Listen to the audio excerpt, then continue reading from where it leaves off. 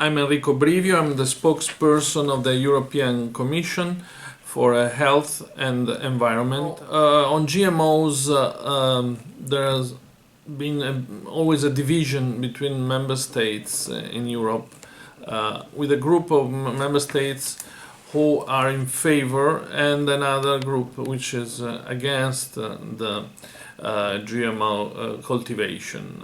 Consumers in Europe are not so keen on consuming food containing GMOs.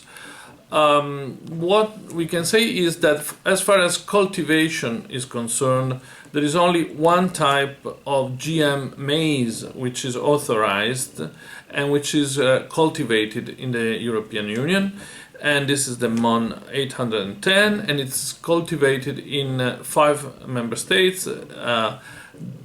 Spain is the state where it's cultivated the most, 137,100 hectares, and so this is the only GMO that has been authorized in Europe. There was at a certain point a certain type of potato, the amflora potato, was authorized but was never really cultivated and is not authorized anymore. Why there's not so many GMOs for cultivation authorized? Because as I said, for European consumers are not so keen on consuming GMO food, so this GMO food is basically used as feed for animals, and there is a process of authorization which is quite elaborate, because at first there has to be an assessment by the authority, by the scientific European Food Authority, EFSA, that has to establish that there are no risk for environment or for health, and then the member states should decide.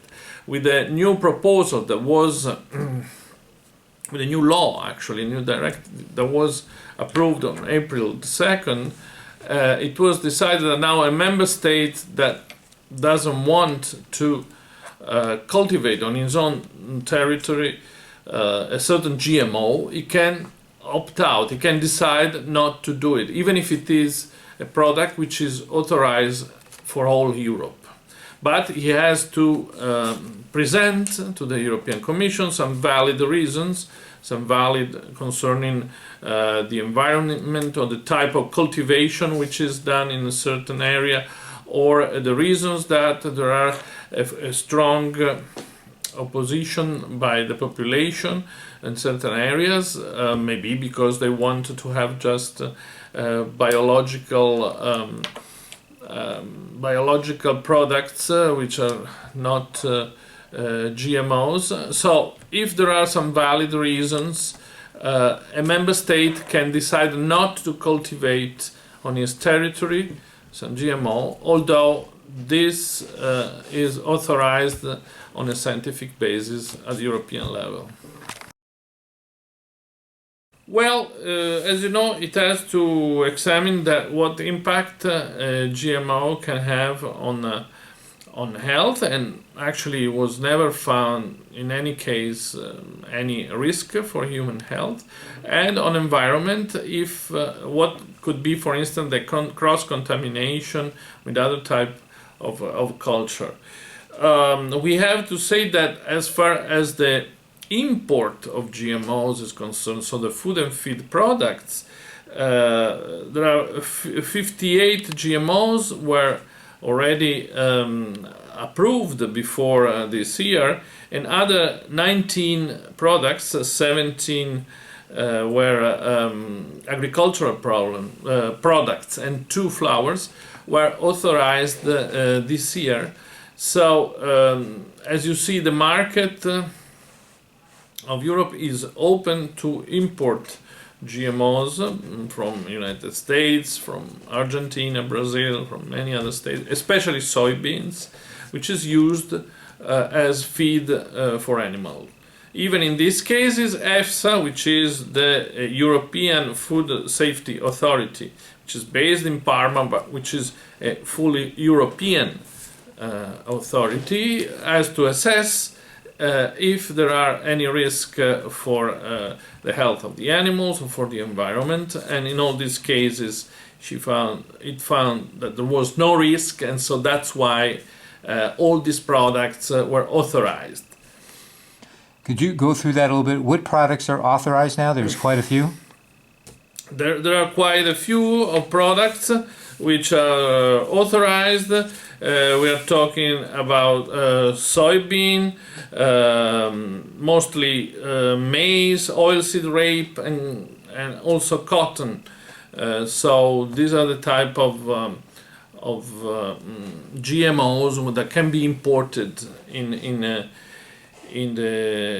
Europe. Now, what has to be clarified is that there is on the table of the Council and the European Parliament a new proposal made by the European Commission that would allow member states also not to use some of these products like they do, for instance, in the cultivation.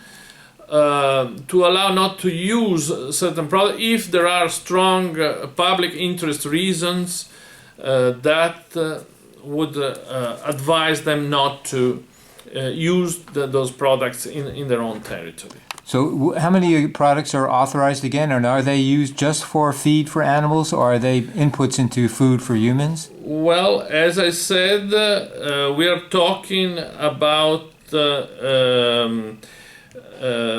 75 plus 2 flowers, so 77, almost 80 products, 77 to be precise at the moment. There are other, though, application pending, so we soon will be around 80, which are imported. Then some of them maybe were authorized, and nowadays no more imported because these authorizations were given in the course of time. But at the moment, for food and feed uses, we have 75 GMOs plus 2 flowers. And are any of those products for food for humans, or are they just for animals? Well, in principle, some of them could be used as food, because that's why this authorization is called food and feed. But in practical terms, since the European consumer don't appreciate the fact to have some kind of food with GMOs, and since in Europe there is an obligation of labeling that a certain food product for human use, you always have to put it has to be written, it contains GMOs. For this reason, the food industry decided not to put in the market this kind of products, because they realized that the European consumers are not keen on consuming products for... Are there any products on the market for humans that are labeled that they contain GMOs? Not that I'm aware of. Not on the market at the moment, no. There are a lot of feed for animals, especially soybean. But at the moment, I'm not aware of food for human use. Is there any issue that the foods that we're feeding the animals that are GMOs, are they causing any health issues to the animals or to humans when they eat the products? Not that we know of, and EFSA excluded any problem for health of this animal and for the human being. Otherwise, they wouldn't be authorized. As I said, it's more of a cultural, social, sometimes view of certain member states and the citizens of certain of the Europeans who are not so keen, especially in certain member states, to use or even to cultivate in some cases genetically modified products. But of course, they're considered safe by our food authority, and that's why they are authorized for animal use as feed, and eventually for human use, although then in practice it doesn't happen. So the policy in Europe right now would be that GMOs are allowed to be in and allowed to be eaten if labeled, but basically people don't like GMOs, so nobody's eating the foods. But the position of the European Commission is that GMOs are safe. Yes, yes. As I said, the assessment to say if they're safe is up to the scientific authority, so to the agency in Parma.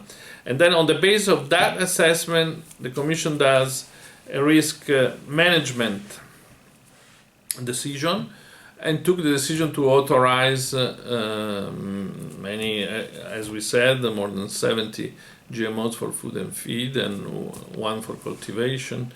But it is important, yes, that what this Commission wanted to do is also to leave a certain degree of freedom to the member states, because we realized that the public opinion, especially in certain nations, was strongly against the GMO. So that's why President Juncker said we want to give it to scientific assessment at least the same importance that has the opinion of elected government and the citizen of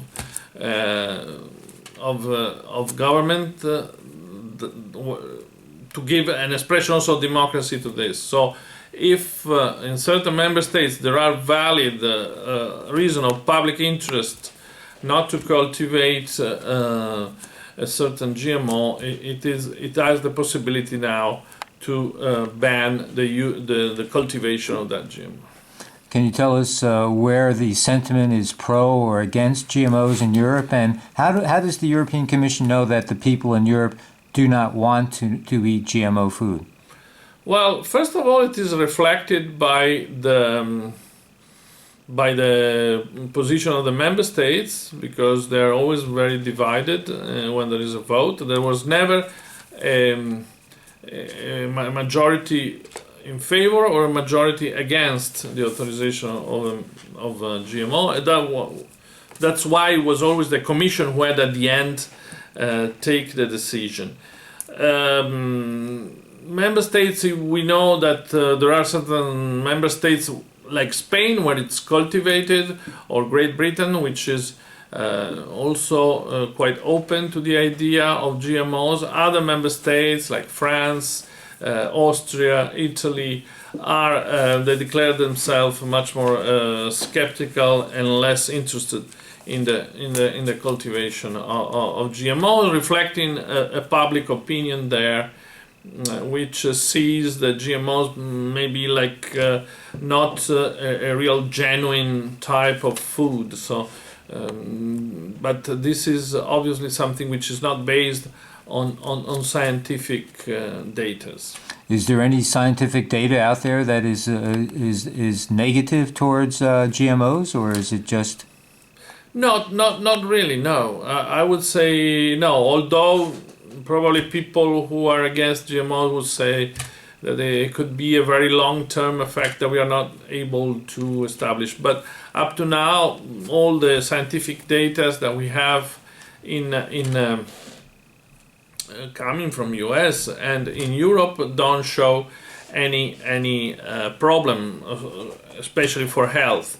There could be a certain type of, from the environmental point of view, a certain dominance of certain GMOs products once they are planted. And so this could have an impact on biodiversity, can have an impact on this type of issues, or for instance, for people who want just to cultivate organic food, there could be the problem of not to have cross hybridation, not to have contamination from one to the other. But this is another type of problem, more connected to the environment. But nothing for health for humans or animals? Not that we know of. Butterflies or... Butterflies, there was a study at a certain point, but then it was questioned. So it is also was a disputed finding, because there was a study saying that the butterfly monarch could have some problem, but then it was questioned. So it is a very, it was sort of not really proved. There was not even in that case a negative effect. So the negativity of the people in Europe is mostly because of the biodiversity and the traditions of food, not so much because of the person on the street is not worried about health issues with GMOs. Is that correct, or? Well, this is the position of the Commission, because on the basis of the data we have from EFSA, from the authority, probably among the people on the street, as you say, I mean, there could be some who are skeptical, who have some who don't really trust. But this is a personal view. There is not really a scientific basis to say that GMOs have a negative effect. And the precautionary principle that the European Union is based on, can you explain that a little bit and how it relates to the GMO issue? Well, the precautionary principle is that whatever we have to protect the citizen. So whenever there is a doubt of a possible problem for the health of the citizen, we have to adopt the strictest measure to protect him, even if we are not sure that there is that bad effect. It means, for instance, in a case of a substance that can be, we are not sure that can be harmful or not. In any case, to be sure, it has to be banned. I mean, if this affects the health of citizens, we apply this sort of precautionary principle. And the European Union is confident that there is no possible negative effects with the health. I mean, the precautionary principle does not come into power here because our scientific data says there is no harmful benefit problems with GMOs. Is that? No, that's why we authorize them, but still someone could say on the very long term we never had the time to see what is the effect of GMOs. But I would say that this is not a case. If we had some doubts that there could be some negative effect, in that case, even if there only a reasonable doubt, the Commission wouldn't give the authorization for that product.